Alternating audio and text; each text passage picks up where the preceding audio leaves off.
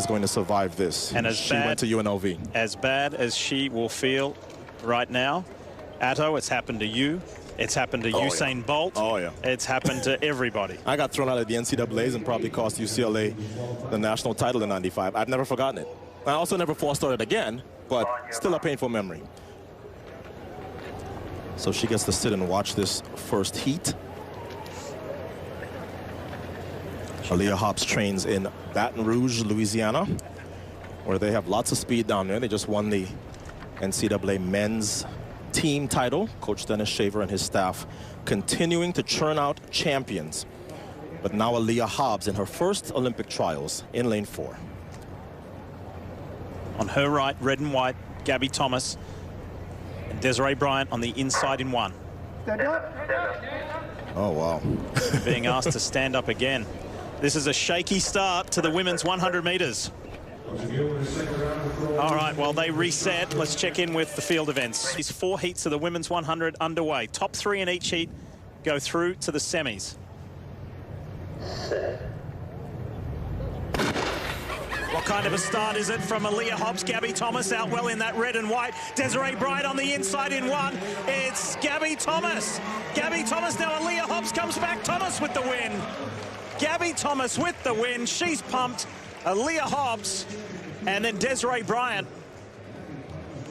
So it may have taken 3 attempts at it, but finally the first heat gets done and Gabby Thomas is the winner. And I told you that nobody's going to ignore Gabby Thomas. That's a lifetime best for her, 11 flat. Anytime you start talking about 10-9 anything, you have a chance to be on any team. And Gabby Thomas got a decent start.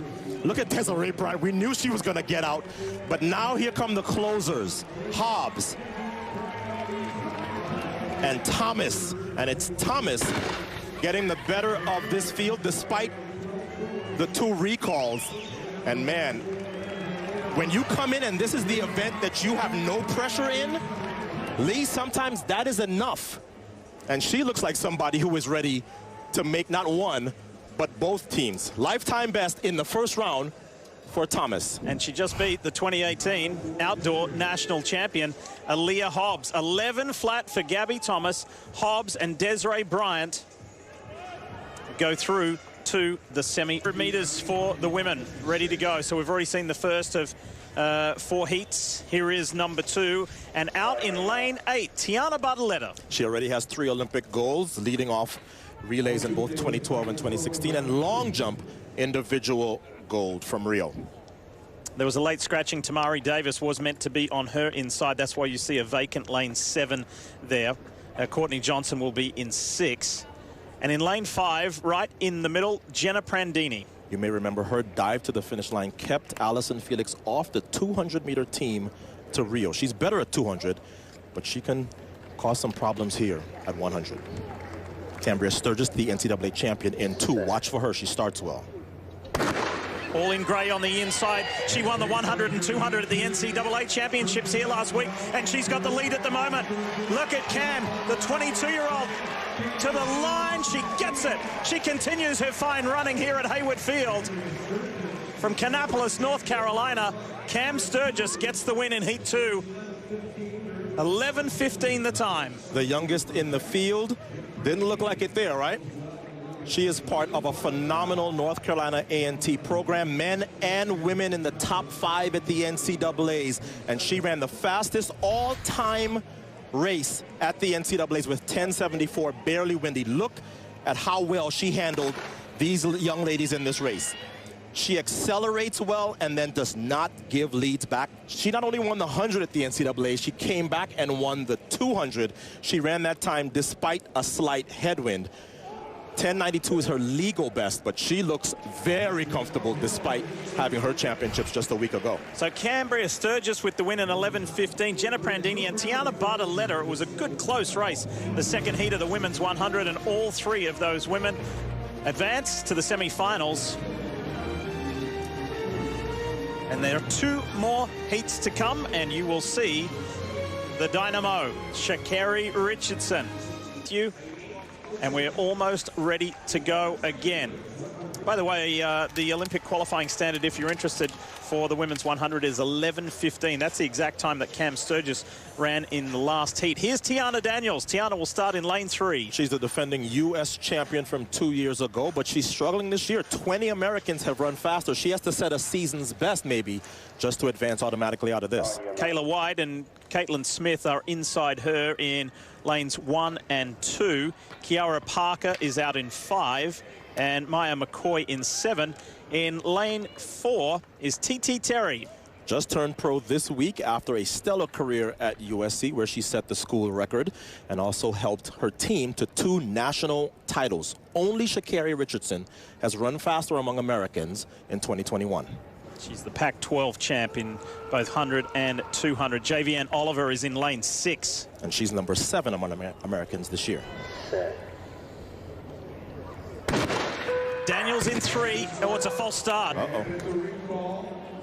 And you hear that tone, it means that somebody likely reacted faster than a 1/10 of a second. So what happens is the starter hears a tone in his ear that says somebody has reacted faster than a 1/10 of a second to the gun.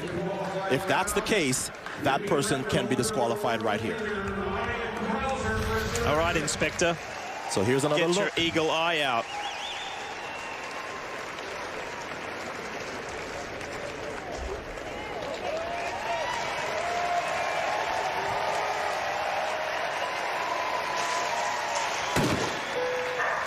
I didn't see any movement before the gun or too soon. So there is the green card indicating that nobody has been charged, and everybody can exhale and get ready to face the starter once again. So in the middle of the track, Daniels and Terry, they're very familiar with each other, Lee. They have raced each other since high school in Florida. Daniels from Orlando, Terry from Miami. They then went on to face each other in college. And now here they are, Olympic trials, right next to each other again. It's all part of the journey. All part of the journey and the road to Tokyo that gets refined and defined here over 8 nights of competition. Keep an eye on JVN Oliver, second from the left in blue and green. Lane 6. Third heat of the women's 100. Oliver did get a good start. Tiana Daniels equally as good. It's Oliver and Daniels. JVN Oliver's going to get this third heat to the line, and on the inside a really good finish from Kayla White also. So JVN Oliver running right at where she has run all season. She ran a 10.97 this year, and she runs 10.96 here to take the win.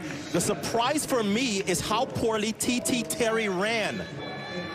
Tiana Daniels, season's best, and she gets an automatic qualifier. TT Terry is 5th, so she will have to sit and wait to be a time qualifier. But the top 3 took care of business. There are Daniels and Oliver. Oliver is an indoor U.S. champion, so she is always going to have a good acceleration to 60. But look at Tiana Daniels. And on the inside, that's Kayla White. That's your top 3 automatically. They are through to the semifinals. And Twanisha Terry looking like she has not recovered from the NCAA championships. The wind has switched again, and that was a tailwind, 1.1 behind them. And you may have noticed JVN Oliver looked up at the big screen and saw that 10.96, and that got her attention. She liked the look of that, and that was getting ready to go. So, at the age of just 21, she's already one of the fastest women over 100 meters in the history of the sport. Now, if you don't recognize or know her yet, well, both on and off the track, it's her in 1, Taylor Anderson in 4, right on the inside of Sha'Carri. Micaiah Briscoe is in this, Candace Hill, and English Gardner gets a huge round of applause here. As she should. She has a restaurant that is actually located in this building. Her personal best is in this stadium, 10.74 from 5 years ago. And next to her, Micaiah Briscoe, the 2017 NCAA champion. She's already seen her training partner, Aaliyah Hobbs, advance to the semifinal round. There's a couple of nice play on words on names. Ashton's Eaton's and English's Garden, 2 of the food outlets here at Hayward Field. So here we are, heat 4 of the 100. And Sha'Carri Richardson, front and center, where she likes to be in lane 5. Watch her acceleration. Doesn't matter how she reacts to the gun. Clean start. It was a terrific start from Micaiah Briscoe, but here comes Sha'Carri Richardson now.